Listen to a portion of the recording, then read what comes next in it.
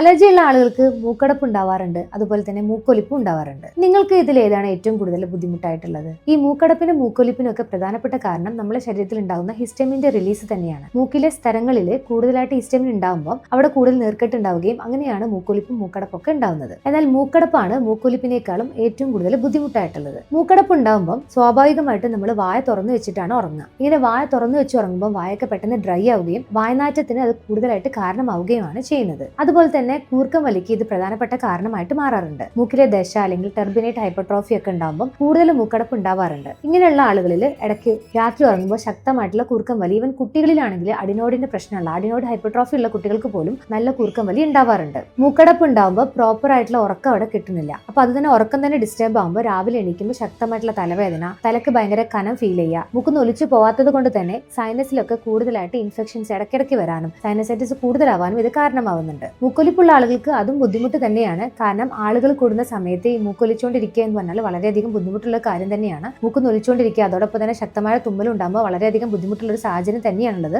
നിങ്ങൾക്ക് ഇതിൽ ഏതാണുള്ളത്? അലർജിയോടൊപ്പം നിങ്ങൾക്ക് മൂക്കൊലിപ്പാണോ അല്ലെങ്കിൽ മൂക്കടപ്പാണോ ഉള്ളത്? അത് വ്യക്തമായിട്ട് മനസ്സിലാക്കാൻ വേണ്ടിയിട്ട് നിങ്ങളുടെ ലക്ഷണങ്ങൾ ഡോക്ടറെ അടുത്ത് പ്രത്യേകം നിങ്ങൾ അറിയിക്കേണ്ടതാണ്. അലർജിയോടൊപ്പം നിങ്ങൾക്ക് മൂക്കടപ്പാണോ മൂക്കൊലിപ്പാണോ ഉള്ളത്? നിങ്ങൾ താഴെ കമന്റ് ചെയ്യൂ.